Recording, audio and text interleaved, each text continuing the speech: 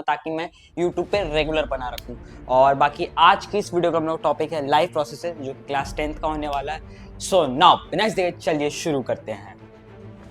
Mechanism खुद ही से food बना के खुद ही को देता है, और हेटेरोट्रॉफिक में जैसे हम लोग ह्यूमन बींग्स हो गए वो रिलाई करते हैं किसी और चीज़ पे, जैसे कि ह्यूमंस हो गए और एनिमल्स हो गए, जैसे कि हम लोग प्लांट्स पे रिलाई करते हैं खाने के लिए। ठीक है, so head let's start studying with Pranav Raj. और बाकी आज की इस वीडियो में कवर करने वाले हम लोग फोटोसिंथेसिस, क्लोरोप्लास्ट, स्टोमाटा। एंड हम लोगों ने लास्ट में जैसे कि आप लोग पता कवर किया था autotrophic nutrition and heterotrophic nutrition. So now बिना इसके चलिए शुरू करते हैं। सबसे पहला हमारा सबसे मेन टॉपिक इस वीडियो का है वो है फोटोसिंथेसिस। ठीक है, बाकी से ये सब तो उसके सब टॉपिक्स या फिर जो भी कह सकते हो हम लोग। तो हम लोग सबसे पहले बात करते हैं फोटोसिंथेसिस क्या होता है। तो एक बायोकेमिकल प्रोसेस है जिससे अपना प्लांट फूड्स बनाता है with the help of water. ठीक है, उसके बाद फिर सनलाइट एंड कार्बन डाइऑक्साइड। सो ये तीन जो है इसके मदद से वो फूड बनाता है प्लांट्स। ठीक है, और वो प्लांट फूड को किस फॉर्म में स्टोर करता है? उसको स्टोर करता है स्टार्च के फॉर्म में। ठीक है, तो बनाता प्लांट है ग्लूकोज, लेकिन वो स्टोर करता है स्टार्च के फॉर्म में। ओके, उसके बाद ये दो चीज हो गया। बाद फिर रॉ मटेरियल्स क्या क्या लगते हैं हम लोग को, क्या कहते हैं फोटोसिंथेसिस में। तो सबसे पहले तो हम लोग का यही सेम चीज वाटर, सनलाइट एंड CO2। बस एक चीज एक्स्ट्रा ऐड हो जाता है, वो है क्लोरोफिल। ठीक है, क्लोरोफिल इतना यहाँ पे जगह नहीं तो मैं लिख देता, तो आप लोग समझ जाए क्लोरोफिल यहाँ पे एक एक्स्ट्रा पॉइंट ऐड होता है। ठीक है, और बाकी ये बनाता ग्लूकोज है, उसको स्टार्च के फॉर्म में स्टोर करता है, और इसका बाय प्रोडक्ट जो क्या आता है हम लोग का होता है ऑक्सीजन। ये हम लोग रिलीज करता है एज अ बाय प्रोडक्ट। ठीक है, अब ये फोटोसिंथेसिस के दौरान क्या लेता है? Carbon dioxide. तो कार्बन डाइऑक्साइड किस तरह से लेता है? तो वो लेता है स्टोमाटा के थ्रू। ये एक स्मॉल पोर्स होता है। ठीक है, ये स्मॉल पोर्स होता है। कहाँ होता है? ये होता है लीफ के बीनीथ में। अब इसका भी दो काम है, एक तो एक्सचेंज ऑफ गैसेस जहां से ऑक्सीजन निकलता है और कार्बन डाइऑक्साइड इनहेल होता है। एक और क्या काम है? ट्रांसपिरेशन। अब ट्रांसपिरेशन क्या होता है? तो सबसे पहले ट्रांसपिरेशन का मैं स्टोमाटा का एक बार बताना चाहूंगा। तो उसका एक डायग्राम देख लो। एक ऐसा कुछ होता है, उसके बाद फिर एक ऐसे होता है, एक ऐसे होता है। डायग्राम बहुत ही गंदा मैंने बनाया। उसके बाद फिर एक बाहर से ऐसे ऐसे गार्ड सेल्स होते हैं। ठीक है, डायग्राम मेरा बहुत ही बद्दा है, बस इसको जस्ट समझने के लिए कर लो। तो ये हो गया हमारा। तो ये जो किडनी शेप्ड होते हैं ना, यहाँ पे जब ये स्टोमाटा ये रहा, ठीक है, स्टोमाटा पोर ये है। ठीक है, स्टोमाटा पोर, और ये जो किडनी शेप्ड सेल्स होते हैं। ठीक है, किडनी शेप जो भी मतलब सेल्स नहीं, जो भी होते हैं हमारे किडनी शेप्ड, किडनी या बीन शेप जो कह सकते हो हम लोग। तो ये दोनों क्या करते हैं? हम लोग का हेल्प करता है। जैसे कि मान के चलो स्टोमाटा स्वेल होता है। स्वेल कैसे होता है? जब वो वाटर इन लेता है। अब वो वाटर जैसे मतलब जैसे सरप्लस वाटर मान के चलो, इसका लेने का कैपेसिटी है वाटर 100 ml। ठीक है, ये ले लिया 700 ml। तो ये यहाँ से क्या होगा? स्वेल। ठीक है, यहाँ पे ये स्वेल होगा, और ये इसका स्वेलिंग वाले प्रोसेस को कहते हैं हम लोग एंडोमोसिस। ठीक है, लिख देता हूँ मैं यहाँ पे एंडोमोसिस। ठीक है, इसको हम लोग एंडोमोसिस कहते हैं।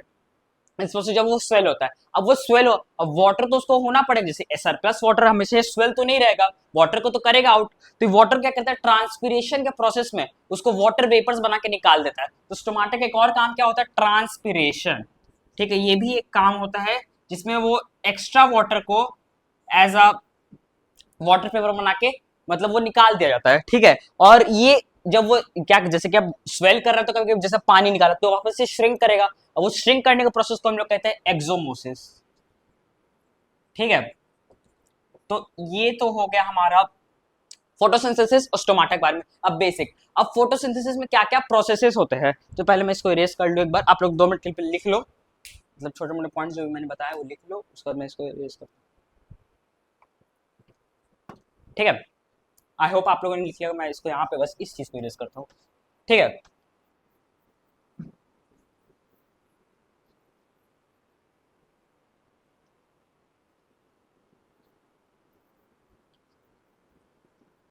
अब देखो, सबसे पहले तुम लोग का एब्जॉर्प्शन ऑफ लाइट। सबसे पहले फोटोसिंथेसिस में प्रोसेस होता है हमारा एब्जॉर्प्शन ऑफ लाइट। ठीक है, एब्जॉर्प्शन ऑफ लाइट। ठीक है, सबसे पहला और main process absorption of light. अब ये किसके थ्रू होता है? एक ग्रीन पिगमेंट प्रेजेंट रहता है जिसको हम लोग कहते हैं क्लोरोफिल। तो वो रहा हमारा। अब क्लोरोप्लास्ट क्या है? क्लोरोफिल, जहां पे क्लोरोफिल जो ग्रीन पिगमेंट होता है जहां पे स्टोर रहता है उसको हम लोग कहते हैं क्लोरोप्लास्ट। ठीक है। और तो सबसे पहला एब्जॉर्प्शन ऑफ लाइट जो कि हम लोग कहते हैं क्लोरोफिल, और क्लोरोफिल स्टोर कहाँ होता है, ग्रीन पिगमेंट होता है क्लोरोफिल, वो स्टोर कहाँ होता है, वो तो हमने क्लोरोप्लास्ट में। ठीक है, तो ये क्लोरोप्लास्ट क्या है आप लोग समझ आ गया होगा। अब फर्स्ट तो है, अब सेकंड प्रोसेस सिंपल है हम लोग का। सबसे पहले ये क्या कहते हैं, लाइट एनर्जी को केमिकल एनर्जी ब्रेक डाउन करता है, light energy to chemical energy plus उसके अंदर वाटर जो होता है ना, वाटर को हम लोग स्प्लिट करते हैं हाइड्रोजन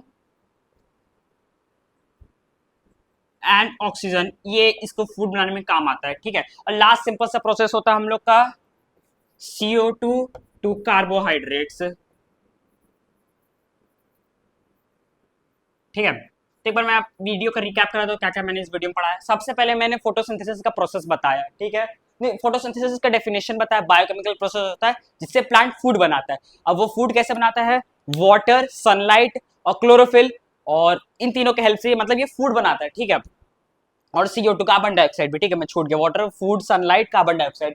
उसके बाद फिर ये फूड बनाता है। अब ये लाइट एब्जॉर्ब करता है, मतलब जैसे कि ये जितना ही फूड बनाता है वो सबसे पहले उस चीज में प्रोसेस में लाइट एब्जॉर्ब करता है। लाइट एब्जॉर्ब कहाँ से करता है, तो क्लोरोफिल से। अब क्लोरोफिल पिगमेंट कहाँ प्रेजेंट रहता है, तो वो रहता है क्लोरोप्लास्ट में। ठीक है, अब वहां पे जब उसका ये जितना भी प्रोसेस होता है फोटोसिंथेसिस कंप्लीट होता है, तो हमारा जो लास्ट में होता है ऑक्सीजन बाय प्रोडक्ट में निकलता है। अब ऑक्सीजन बाय प्रोडक्ट में कहां से निकलता है, वो निकलता है स्टोमाटा से। अब स्टोमाटा के भी दो काम होता है, एक ट्रांसपिरेशन, एक होता है हम लोग का एक्सचेंज ऑफ गैसेज, जो मैंने बता चुका। स्टोमाटा बीनीथ द लीफ होता है। ठीक है, उसके बाद फिर इसके अंदर स्मॉल पोर्स होते हैं जिससे वो करता है एक्सचेंज ऑफ गैसेज और ट्रांसपिरेशन। अब ट्रांसपिरेशन में क्या होता है, जिसके पास एक्स्ट्रा वाटर आ जाता है, जब वो श्रिंक कर जाता है उसका बॉडी, तो उस चीज को वो वाटर वेपर में बना के निकाल दिया जाता है। और जब वो श्रिंक नहीं, मतलब बोलने बोलते स्वेल, स्वेल कर जाता है जब वो वाटर, सॉरी श्रिंक नहीं स्वेल, जब वो स्वेल करता है तो उस वाटर को वाटर वेपर बना के निकाल देता है।